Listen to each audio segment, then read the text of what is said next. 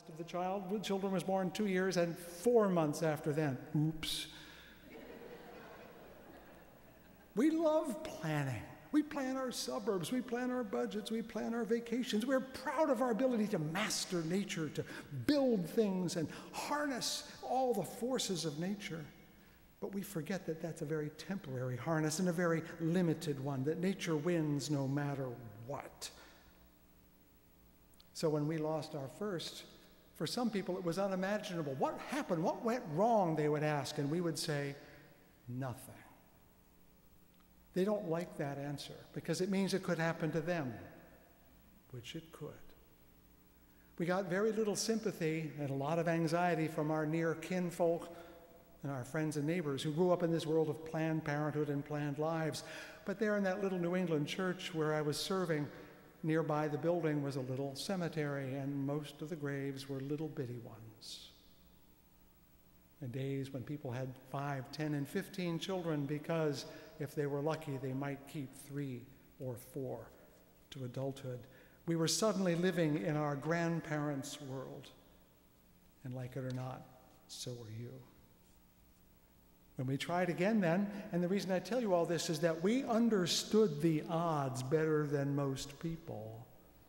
Now that the uncertainty of life was in front of our eyes, we doubted everything. Would we conceive? Would it implant? Would it be healthy? Would it survive? Questions most of you never really have to worry about in depth. They're there. Everything will be fine. Modern medicine has answers for everything. By comparison, Mary in the Bible had it very easy.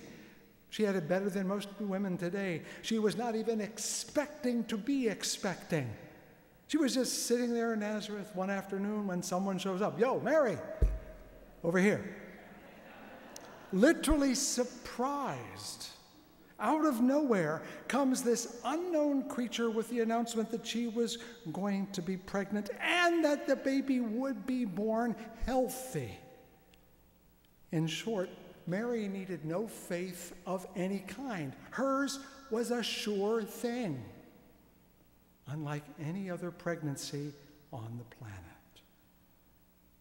We, my wife and I, we lived with real doubt, and therefore we lived by real faith, because faith is not knowing for sure, it's wanting something to be true, hoping something that will be true, knowing that it's not going to be true necessarily, because nothing is reliable, nothing is predictable, nothing is dependable. Faith is casting your lot into the future without any certainty that you're going to get what you're betting on.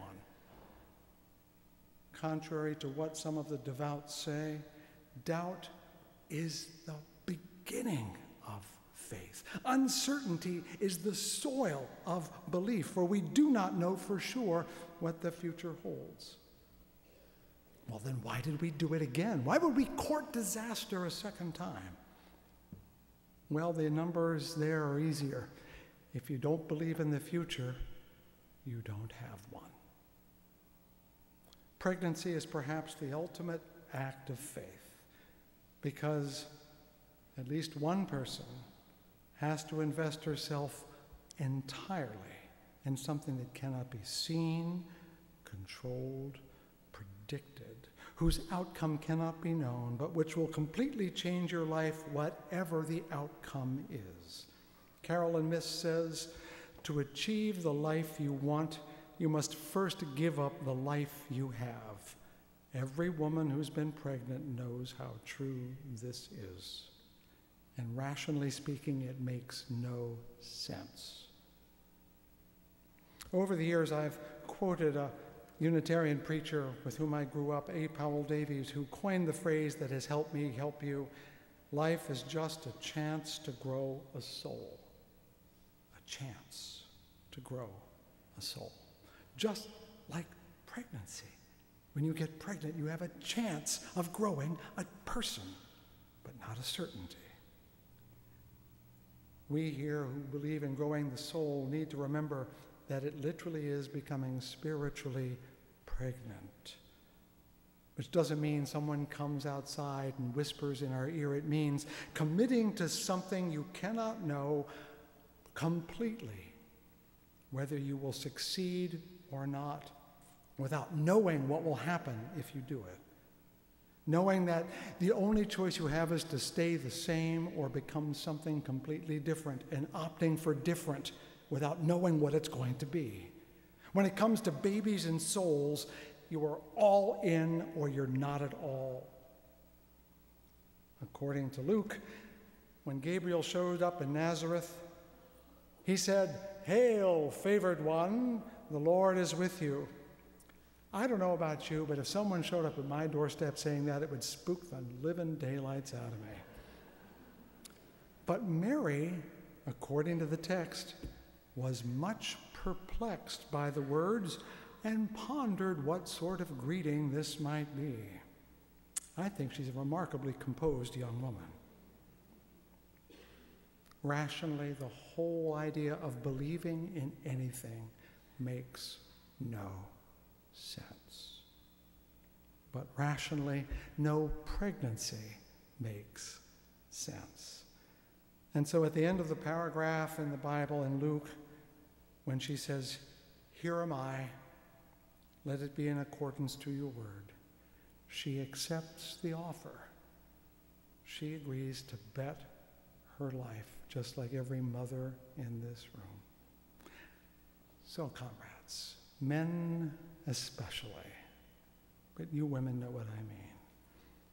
What would you make to bet your life on? What is worthy of betting your whole life on, staking your whole existence? What would make you bet your life? Your children? Absolutely. Your spouse?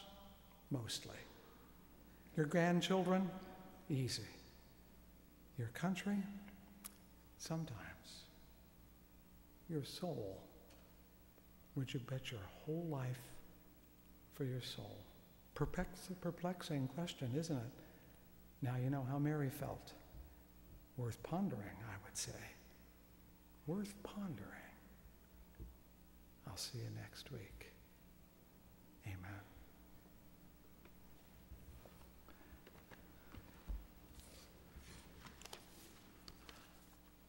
Breathe in and out.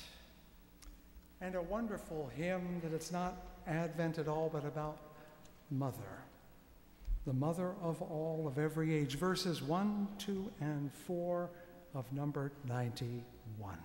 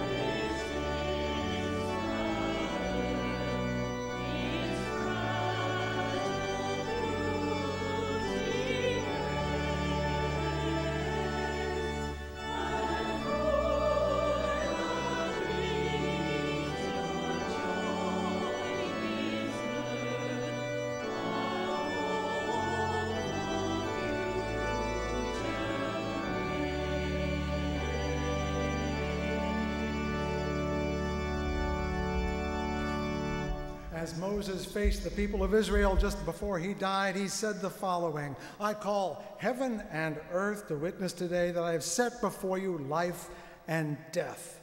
Choose life that you and your descendants may live. You can choose life every day, but you have to bet your life to get it. And remember that today and every day is a day which the Lord has made. Go forth rejoicing and being glad in it.